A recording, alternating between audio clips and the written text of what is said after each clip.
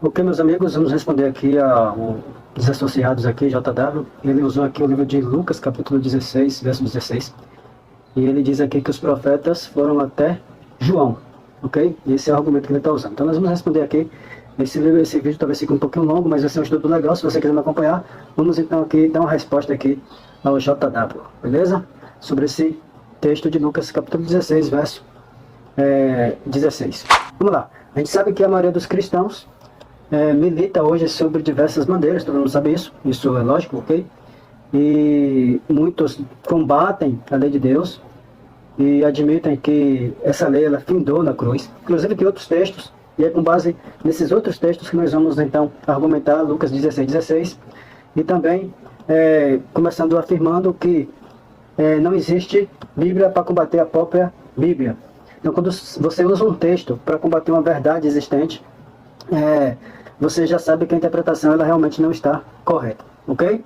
Então vamos lá, em Colossenses 2,14 diz assim, ó, havendo riscado a cédula que era contra nós nas suas ordenanças, a qual de alguma maneira nos era contrária, a tirou do meio de nós, cravando na cruz. Eu pergunto para vocês, será que essas ordenanças que é citada aqui por Paulo em Colossenses 2,14 tem algo a ver com os 10 mandamentos? Porque o mesmo Paulo chama os 10 mandamentos de santo, justo e bom. O mandamento é santo, justo e bom. E quando Deus deu os 10 mandamentos, ele disse o seguinte para o povo de Israel: eu coloco diante de vocês a vida e a morte, a bênção e a maldição. Será que as pessoas que seguiam a lei de Deus e eram obedientes aos seus mandamentos, eles recebiam morte e maldição? Ou eles recebiam vida e bênção? Então, o que é que esse texto se refere? Será que essa cédula que está falando aqui em Colossenses 2,14 é a lei de Deus? Será que a lei que Deus criou ela foi feita contra nós para não nos dar vida nem maldição? Então olha que quando eu penso dessa forma, eu entro em contradição com a própria promessa que Deus deu para aqueles que obedecem os seus mandamentos. Inclusive, no Salmo 119, nós temos ali uma série de versos onde o rei Davi fala que a lei de Deus é luz, que a lei de Deus é perfeita, que a lei de Deus é vida, que a lei de Deus é eterna. Então é um texto e realmente, se eu entender que foi um texto que aboliu a lei e que torna a lei de Deus, os 10 mandamentos, uma maldição ou uma cédula contra nós, ele vai entrar em contradição com a perspectiva do que Deus deu em sua palavra, ok?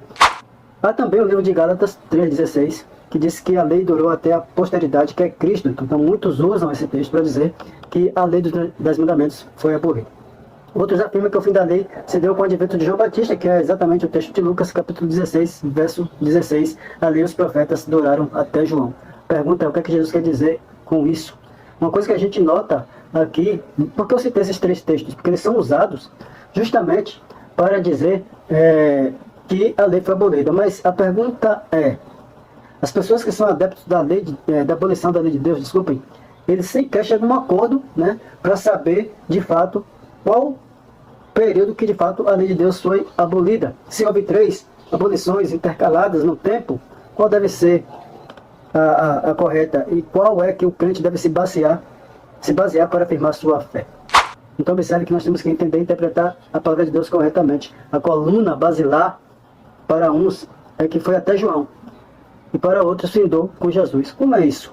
Foi João ou foi Jesus? E afinal, quando foi exatamente que a lei de Deus foi abolida ou cessou de vigorar? Então, precisamos entender, não podemos pegar um texto solto e soltar e dizer, olha, é assim. O que é que diz o resto da Bíblia? A Bíblia não está conectada, ela precisa se harmonizar em algumas doutrinas, para que eu possa afirmar corretamente aquele assunto ali. Novamente, queremos lembrar que quando você quiser descobrir a verdade que um versículo bíblico quer ensinar, não isole o contexto, ok, JW? Nem se sirva dele separadamente, para não comprometer-se a algum engano. Porque se ensina que depois de João não houve mais profeta, é uma heresia, tal ensinamento, ok? Ensinar que não houve mais profeta depois de João é uma heresia.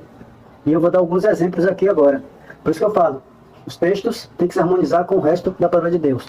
Então quando eu pego Lucas 16:16 e digo que os profetas duraram até o livro, até João, então eu vou estar praticando uma mentira, uma heresia. Porque Atos 2:17-18 diz assim, ó, nos últimos dias acontecerá, diz o Senhor, que do meu espírito derramarei sobre toda a carne, e os vossos filhos e as vossas filhas profetizarão, e também sobre os meus servos e profetizarão. Olha só, temos aqui um texto que é pegado lá de Joel, citado em Atos capítulo 2. Em Atos 19:6 tem o seguinte, impondo-lhes as mãos, profetizaram. Mais uma vez, a palavra profetizaram aqui citada em Atos 19, isso ocorre depois de Jesus, depois de João. Atos 21, 9 e 10 diz: e tinha este 4 filhas donzelas que profetizavam. Opa, e aí?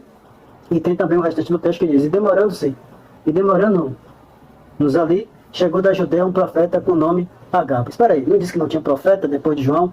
E por que aqui está dizendo os textos em Atos que existia um profeta após esse período? Eu quiser também de 1 Coríntios 14, 29 e 32, que diz assim: ó, e fale 2 ou 3 profetas, e o espírito dos profetas estão sujeitos aos profetas. Então, olha só, Paulo está citando aqui e confirmando o dom profético na igreja.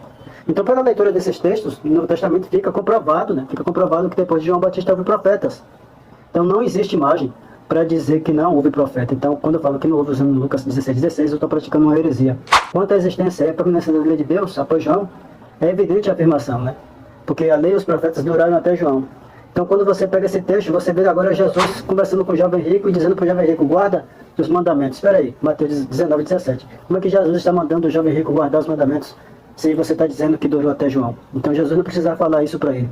Então, essas palavras são de Jesus. Ninguém pode negar que esses mandamentos são os 10 mandamentos, é o decálogo aqui.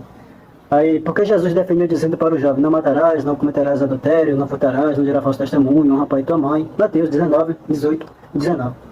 Aí aqui pode entrar a questão dizendo: mas Jesus não falou do sábado, então ele cancelou o sábado. Jesus não precisava responder sobre o sábado, porque o sábado já era algo que era praticado pelos judeus. Lembra-te do dia de sábado para o santificar. Jesus não cancelou, ok? Ele nunca proibiu a guarda do sábado. Mas Jesus usou ali as coisas que aquele jovem estava falhando, ok?